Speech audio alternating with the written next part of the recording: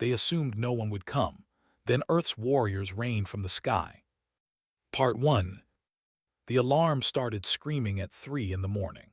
Jake jumped out of his bed and grabbed his rifle before his eyes were fully open. After 20 years as a Marine and 5 more running security on this distant rock, his body knew what to do before his mind caught up. New Providence was not a big colony. Just over 2,000 people lived here on the moon called Seven, digging rare minerals from the ground. They were far from Earth, very far. The kind of far that made you feel small when you looked up at the stars and tried to find home. Jake ran to the command center. His boots echoed on the metal floors. Other people were waking up now, voices calling out in confusion and fear. He pushed through the door and found Sam Dalton already at his station, his young face pale in the glow of the screens. "What do we have?" Jake asked. Sam pointed at the display with a shaking hand. 12 ships, sir.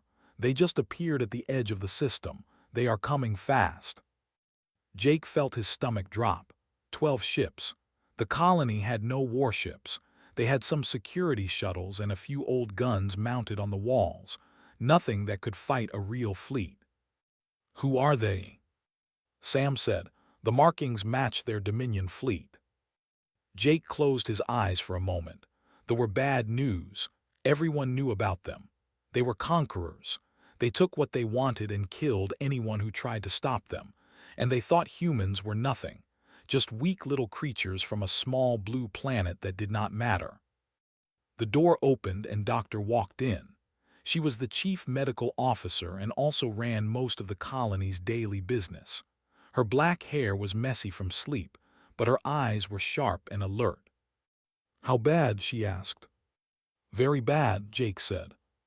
The communication panel lit up. An incoming message. Sam looked at Jake, waiting for orders. "Put it through," Jake said.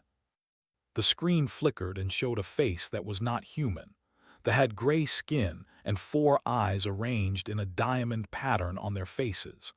This one wore armor decorated with symbols of rank. He looked at the humans the way someone might look at insects. "I am Overseer of the Dominion," the alien said. His voice was cold and flat. "Your colony now belongs to us. You will surrender all weapons and gather in the central square. Resist and you will die. You have 1 hour." The screen went dark. Grabbed Jake's arm. "We cannot fight 12 warships." "I know. So what do we do?" Jake thought about the people sleeping in their homes. Families, children, old people who had come here to retire in peace, young workers who had come here to build new lives. 2,000 souls depending on him to make the right choice. "Sam," he said, "send a distress signal to Earth. Emergency priority, tell them everything." Sam started typing fast. "Sir, the signal will take 3 days to reach Earth, and even if they send help it would take weeks to get here, maybe months." "Send it anyway." The message went out into the black void of space. A tiny cry for help traveling across impossible distances. Jake knew the math. He knew help would not come in time, but he sent the message because that was what humans did. They never stopped hopping. They never stopped trying. The ships entered orbit an hour later. Did not wait for a formal surrender. Drop ships fell from the sky like metal rain, and soldiers poured out into the streets of New Providence. They were tall and strong, carrying weapons that could cut through walls. Jake and his small security team fought back. They had to. Even knowing they could not win, they had to show that humans would not just lie down and die. They fired from windows and doorways. They set traps in narrow streets. They made the invaders pay for every block they took. But it was not enough. It was never going to be enough. By morning, the colony had fallen. Jake had a wound on his leg and blood on his face. His team was scattered. Half of them were dead. They herded the survivors into the main square, pushing them with the barrels of their guns. Walked among the prisoners like a king, inspecting his new property. He stopped in front of Jake and looked down at him with all 4 of his cold eyes. "You fought," the overseer said, Pointless but amusing. Your species has spirit. That will make you good workers." Jake said nothing. He just stared back with hatred burning in his chest. Laughed. It was an ugly sound. "I intercepted your distress signal, very touching, calling for help from a planet that cannot hear you and would not care even if it could. Earth is nothing. You are nothing. No one is coming for you." He turned and walked away, leaving Jake bleeding on the ground. That night, locked in a storage building with 100 other colonists, Jake looked up at the small window near the ceiling. Through the dirty glass he could see the stars. Somewhere out there, impossibly far away, was home. Sat down next to him. She had been treating the wounded with whatever supplies she could find. "Do you really think anyone will come?" she asked quietly. Jake was silent for a long moment, then he nodded slowly. "I do not know when, I do not know how, but someone will come. Earth does not forget its own." Looked at him like she wanted to believe but could not find the strength. "How can you be so sure?" Jake thought about every soldier he had ever served with, every man and woman who had sworn the same oath he had. Never leave a friend behind. Never abandon your people. It was more than words. It was who they were. "Because that is who we are," he said, "and they have no idea what that means. They assumed no one would come. Then Earth's warriors rained from the sky." Part 2. 3 days after the invasion, the distress signal reached Earth. Admiral Ben Torres was drinking coffee in his office at United Defense Command in Geneva when his screen started flashing red. He put down his cup and read the message. Then he read it again. His face became hard like stone. "New Providence, 2,400 civilians, occupation." He pressed a button on his desk. "Get me Captain Cole, now." 10 minutes later, he was standing in the main war room. Giant screens covered the walls, showing maps of human space and the positions of every ship in the fleet. Captain Cole stood next to him, her arms crossed over her chest. She was a small woman with short brown hair and eyes that never seemed to blink. "7 is far," she said. "Standard travel time is 3 weeks minimum." "I know," Torres said. "The colonists will be dead or shipped off to slave camps long before we get there." "Not if we use the relays." Turned to look at him. The relays were a secret. Very few people knew they existed. Earth had spent decades building a hidden network of FTL boosters scattered across space. They were insurance against exactly this kind of situation, a way to move ships faster than anyone thought possible. "You want to reveal the relays for one colony?" asked. Torres nodded. "They think we are weak. They think we are slow. They think we do not care about our people. It is time to show them how wrong they are." Smiled. It was not a warm smile. It was the smile of someone who had been waiting for a fight. "I will get the Relentless ready." The Relentless was an assault carrier, the biggest ship in the Rapid Response Fleet. She carried 200 fighters, 300 drop marines, and enough weapons to crack a small moon. 8 other warships would go with her. Not a huge fleet, but enough to make a statement. Deep in the ship, Sergeant Hayes gathered his Marines in the briefing room. He was a big man with scars on his hands and a calm voice that made people trust him. His soldiers sat in rows before him, young faces looking up with a mix of excitement and fear. "Listen up," said. "In 4 days, we will be dropping into combat on a moon called 7. They have taken a human colony there. 2,400 of our people are waiting for us." A young Marine named Beck raised his hand. "Sergeant, I heard they have 12 warships. Are we really going to fight them with 9? "We are," said, "and we are going to win." "How do you know?" Walked closer to the young man. Was barely 20 years old. This would be his first real battle. "Because we have something they do not understand," said. "We do not leave our people behind, ever. They think that is weakness. They are wrong. It is the thing that makes us dangerous." The Relentless jumped to FTL that night. The stars stretched into lines and then disappeared as the ship entered the strange space between places. The crew worked without rest, checking weapons, running drills, and studying maps of the colony. In her command chair watched her crew with pride. These were good people, brave people. They had signed up knowing they might die far from home, fighting for strangers they would never meet. That was what it meant to be human. Her tactical officer, Lieutenant Amy, walked up with a data pad.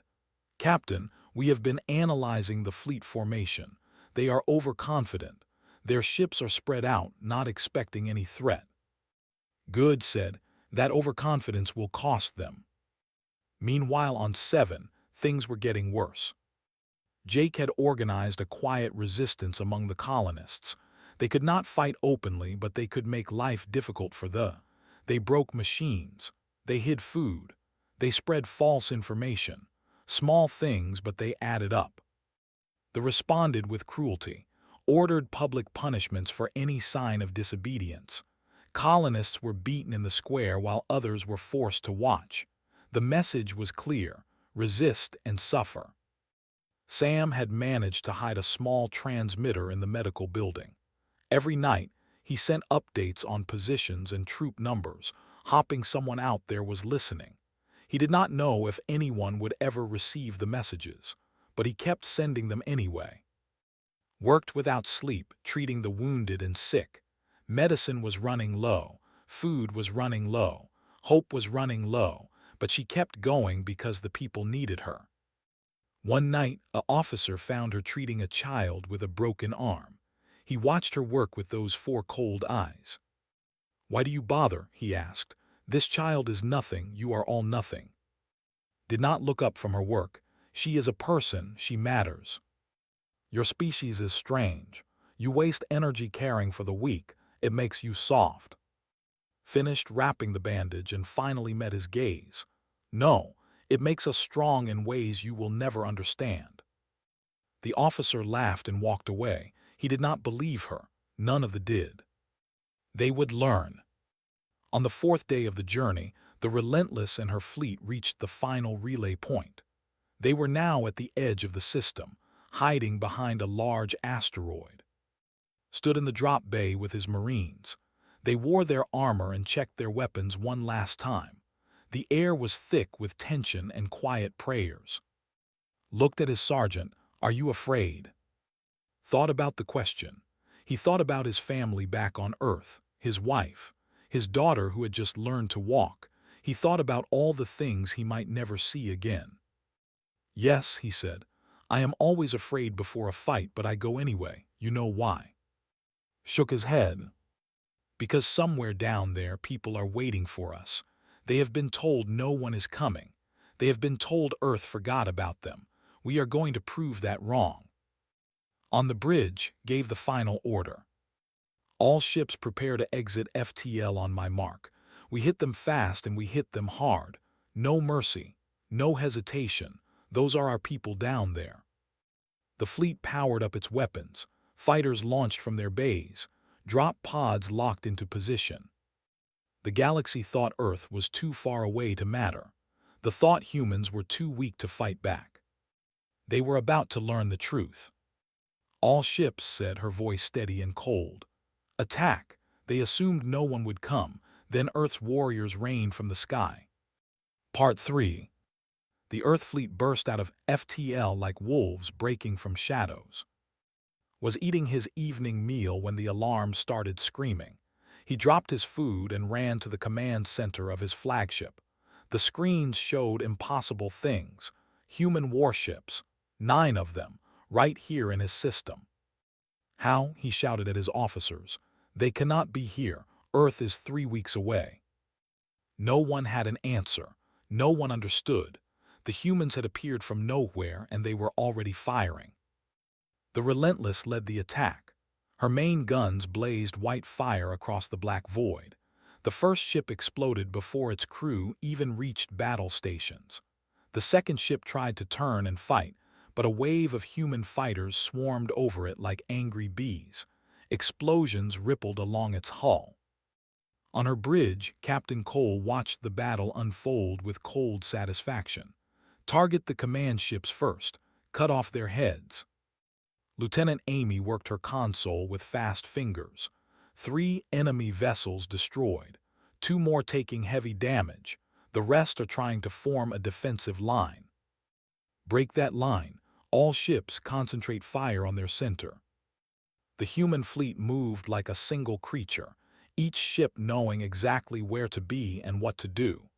Years of training and preparation showed in every perfect maneuver.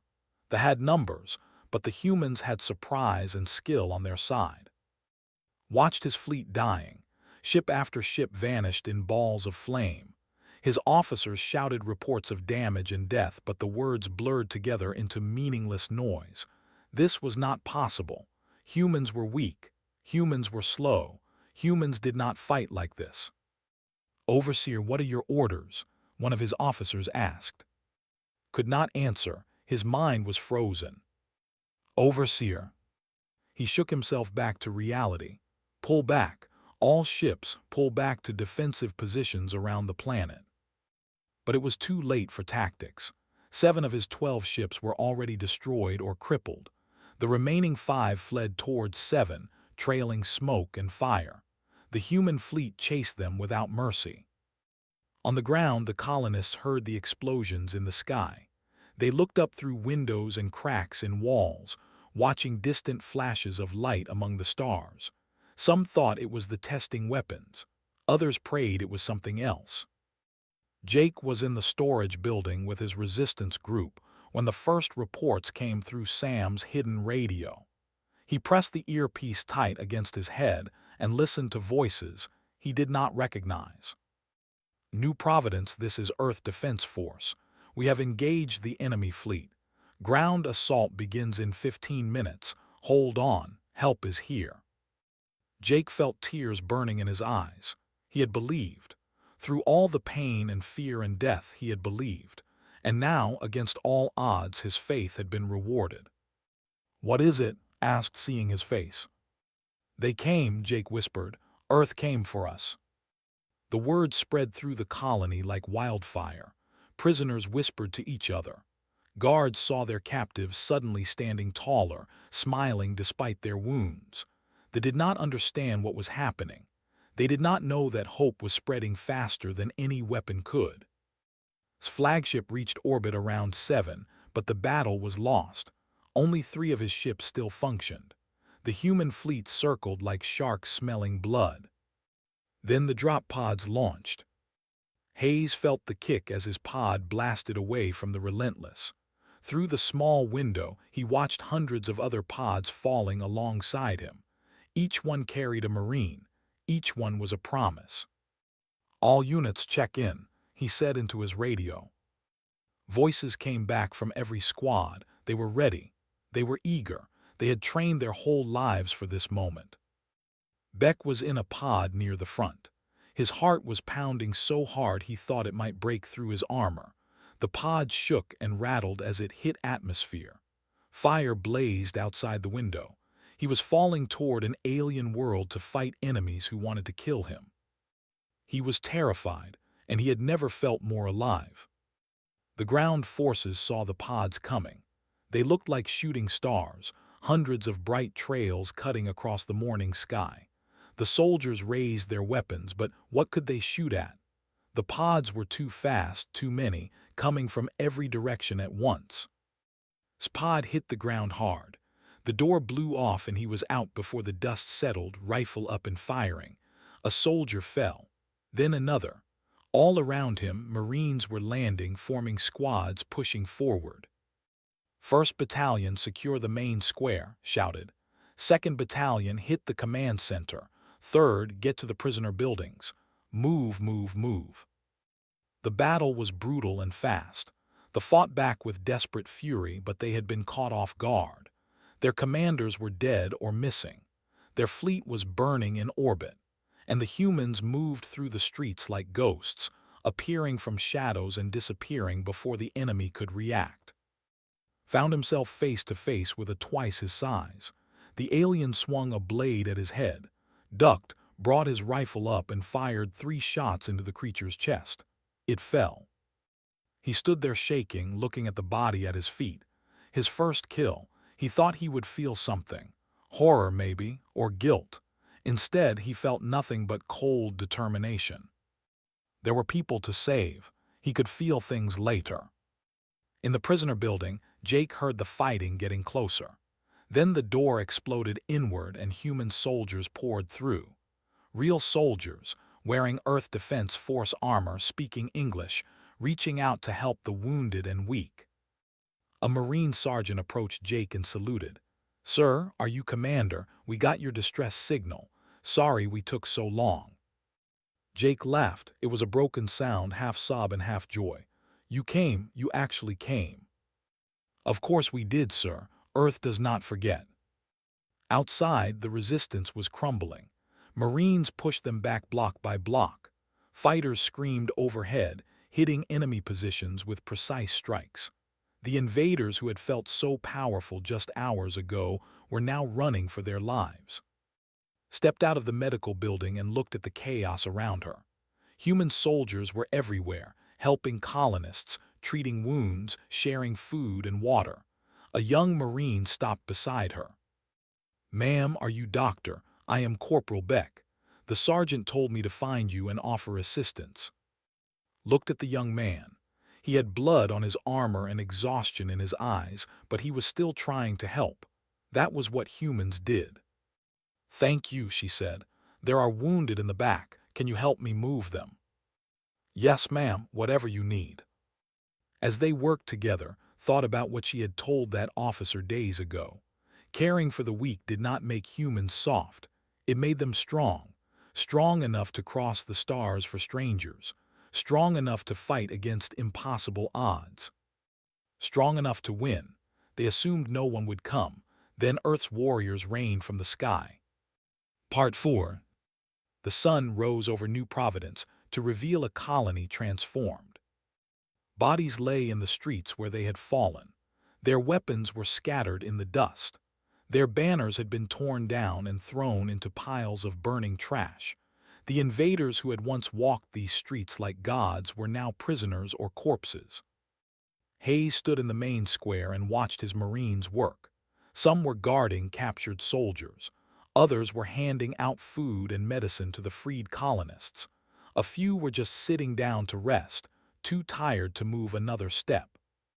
He had lost 11 Marines in the assault. 11 good people who would never go home. He would remember their names forever. But they had saved over 2,000 lives. The math was brutal, but it was worth it. It was always worth it. Jake walked across the square toward him. The colony's security chief looked like he had aged 10 years in the past week. He had bandages on his arms and face, and he moved with a limp. But his eyes were alive with something that had almost died during the occupation. Hope. "Sergeant Hayes," Jake said, extending his hand. Shook it firmly. "Commander, you held out longer than anyone expected. Your people are brave." "We did what we had to do. We just needed to survive until help came." Jake paused and looked around at the Marines. "I did not think anyone would actually come. Not really. The distance, the odds, it seemed impossible." "Nothing is impossible when it comes to protecting our own." Jake nodded slowly. "I am starting to understand that." In orbit, the battle was over, but the work was not done. Captain Cole stood on the bridge of the Relentless and studied the tactical display.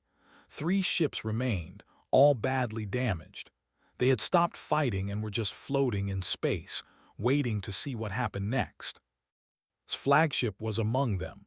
The overseer himself was still alive, still in command, intended to have a conversation with him. "Open a channel," she said. The screen flickered and showed his face. He looked different now. The arrogance was gone. The contempt was gone. What remained was confusion and something that might have been fear. "Human commander," he said, "you have won this battle. What do you want?" "Your surrender," said. "Unconditional. You will hand over all remaining weapons and release any prisoners you still hold. Then you will leave this system and never return." "And if I refuse?" Leaned forward slightly. "Then I will destroy your ship with you on it. and I will send a message to your dominion explaining exactly how a small human fleet crushed your occupation force in a single day. I wonder how your leaders will feel about that story spreading across the galaxy." His four eyes narrowed. "You would not dare. Killing an overseer would mean war with the entire dominion." "Maybe, or maybe your leaders will decide you are not worth starting a war over. A failed commander who lost 12 ships to 9. An overseer who underestimated the humans and paid the price. Do you really think they will avenge you, or will they pretend this never happened and hope no one notices?" The silence stretched between them, could see thinking, calculating, weighing his options. He was a proud creature, but he was not stupid. He knew she was right. "Very well," he said at last, "we surrender." Smart choice. Down on the surface, the final pockets of resistance collapsed. Some soldiers threw down their weapons and raised their hands. Others tried to run and were caught by Marine patrols. A few fought to the death, too proud or too scared to give up. Beck led his squad through the industrial district, clearing buildings one by one. He was not the same person who had dropped from the sky that morning. Combat had changed him. He had seen death and caused death. He had felt fear so strong it nearly paralyzed him. And he had pushed through it all because people needed him. In one building, he found a group of colonist children hiding in a basement. They had been there since the invasion started, surviving on scraps and rainwater. When opened the door, they screamed in terror. "It is okay," he said softly, lowering his weapon. "I am human, I am here to help." A little girl with dirty hair and tear-streaked cheeks looked up at him. "Are you from Earth?" "Yes." "Did you come to save us?" Felt something crack inside his chest. All the fear and violence of the day suddenly felt far away. This was why he was here. This was why it all mattered. "Yes," he said, "I came to save you." He carried the smallest child out of the basement himself. The others followed, holding onto his armor, holding onto each other. When they reached the street, medics rushed forward to take care of them, watched them go and felt tears running down his face. Found him there a few minutes later. The sergeant did not say anything about the tears. He just stood next to his young Marine and looked at the children being wrapped in blankets and given food. "First combat is hard," said quietly. "It changes you, but you did good today, Beck. You saved lives. Hold on to that." Wiped his face and nodded. "I will, Sergeant." By afternoon, the colony was secure. Admiral Torres contacted them from Earth with congratulations and orders. The fleet would remain in the system until reinforcements arrived. New Providence would be rebuilt. The colonists would be given everything they needed to recover. And the galaxy would learn what happened here. Torres had made sure of that. He had broadcast the entire battle on open channels that reached far beyond human space. Every species with a receiver would see the footage. Ships burning, human Marines dropping from the sky, colonists being freed from captivity. The message was clear. Earth might be far away. Earth might seem small and weak compared to the great empires of the galaxy. But Earth never forgot its children. Earth never abandoned its own. And anyone who thought otherwise would learn the truth the hard way. In the medical building, worked alongside the Marine medics to treat the wounded. There were prisoners among the patients now. Some of her staff did not want to help them. The anger was understandable. These aliens had killed their friends and families. But insisted, "We treat everyone. That is who we are. That is what makes us different from them." One soldier woke up while she was bandaging his wounds. He looked at her with those strange four eyes, confusion clear on his alien face. "Why?" he asked. "We invaded your colony, we killed your people. Why would you help me?" Finished the bandage and stepped back. "Because cruelty is a choice, and I choose something else." The soldier had no response. He just lay there, staring at the ceiling, trying to understand creatures who showed mercy to their enemies. Maybe he never would understand, but the seed had been planted. That was how humans conquered. Not just with weapons, but with kindness that confused and disarmed. With compassion that seemed like weakness until you realized it was the strongest thing in the universe. They assumed no one would come. Then Earth's warriors rained from the sky. Part 5. 1 week after the liberation, a ceremony was held in the main square of New Providence. The colonists gathered in the same place where they had once been held as prisoners, but now the square was decorated with flowers and banners. Now the air was filled with laughter and music instead of fear. Children ran between the adults, playing games and chasing each other. Old people sat on benches and smiled at the sun. Jake stood on a small platform at the center of the crowd. Beside him were Captain Cole, Sergeant Hayes, and Doctor. They had come to say goodbye. The fleet would be leaving soon, returning to Earth with the captured ships and prisoners. "I do not have the words to thank you properly," Jake said, his voice carrying across the quiet crowd. "When they came, they told us no one would save us. They told us Earth was too far away and too weak to care. We almost believed them." He paused and looked at the faces before him. Faces of people who had suffered and survived. Faces of people who would carry scars for the rest of their lives but refused to be broken. "Then your warriors rained from the sky, and we learned the truth about our people, about what it means to be human. We are never alone. No matter how far we travel or how lost we feel, Earth will always come for us." The crowd cheered. People hugged each other and cried. The Marines stood at attention, trying to look professional even as some of them wiped tears from their eyes. Later, in a quiet corner of the colony, found sitting alone. The young Marine was staring at the stars, a distant look in his eyes. "You okay?" asked, sitting down beside him. "Just thinking, Sergeant, about everything that happened, about the people we lost, about the people we saved."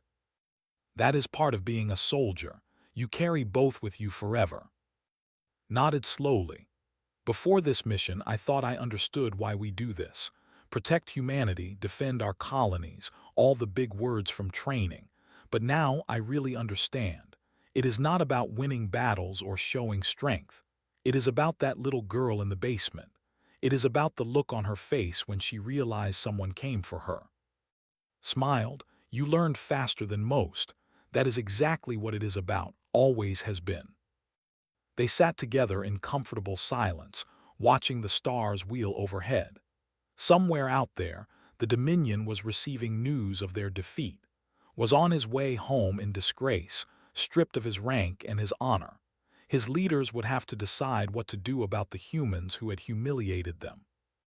Hope they chose peace, but if they chose war, humanity would be ready. On Earth, Admiral Torres addressed the United Nations in a session broadcast across the planet and beyond. World leaders sat in the Great Assembly Hall, listening as he described the rescue of New Providence. "They assumed we were weak because we are young among the stars," Torres said. "They assumed we were slow because our territory is spread thin. They assumed we would abandon our people because the distances seem impossible to cross. They were wrong on every count." He paused and looked directly into the cameras. "Let this be a message to every empire and every species that thinks humanity can be bullied or ignored. We do not care how far we have to travel.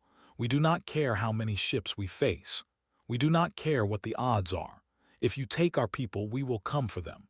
If you hurt our people, there will be a price to pay. And if you underestimate us, you will regret it." The assembly hall was silent. Torres continued. "We do not want war. We want to live in peace with our neighbors among the stars. We want to trade and learn and grow together. But we will never sacrifice our own to keep that peace. Never. That is not negotiable."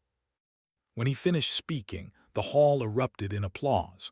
On 100 worlds, humans watched the broadcast and felt pride swelling in their chests.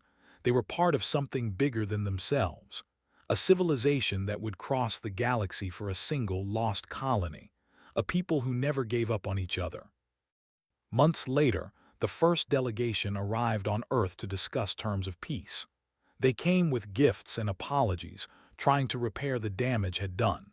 The negotiations were long and difficult, but eventually a treaty was signed. Some said they only made peace because they feared another battle. Others said they were genuinely impressed by human compassion, by the way Earth treated prisoners and offered mercy to defeated enemies. Maybe both were true. The result was the same either way. On New Providence, life slowly returned to normal. The mines reopened. New buildings rose from the rubble. Families who had been torn apart found each other again. The scars of occupation would take years to heal, but the colony was alive and growing. Jake retired from his security position and took a job teaching young colonists about Earth history. He wanted them to understand where they came from and what their people were capable of. He wanted them to never forget the day the sky filled with fire and hope fell from the heavens. Expanded the medical center to 3 times its original size. She trained new doctors and nurses, preparing them for emergencies that might never come. But if they did come, New Providence would be ready. And every year on the anniversary of the liberation, the colony held a festival. They called it Homecoming Day. Colonists gathered in the main square, looked up at the stars, and remembered the warriors who had rained from the sky to save them. Some of those warriors came back to visit when they could. Hayes brought his daughter once when she was old enough to understand. She stood in the square and listened to the colonists tell stories about her father. She had never been more proud. Beck eventually became a sergeant himself, training new Marines the way had trained him. He always told them the same thing on their first day. You think this job is about fighting and winning. It is not. This job is about being there when people need you. It is about crossing impossible distances because someone is waiting for help. It is about never giving up, no matter what. And when the young Marines asked why that mattered so much, he told them about a little girl in a basement who had asked if he came to save her. That is why we do this, he said. For her, for all of them, for everyone who looks up at the sky and wonders if anyone is coming. Because someone was always coming. That was the human way. That was the promise Earth made to every soul scattered among the stars. No matter where you are, no matter how far you go, you are never alone. We will find you. We will come for you. Always.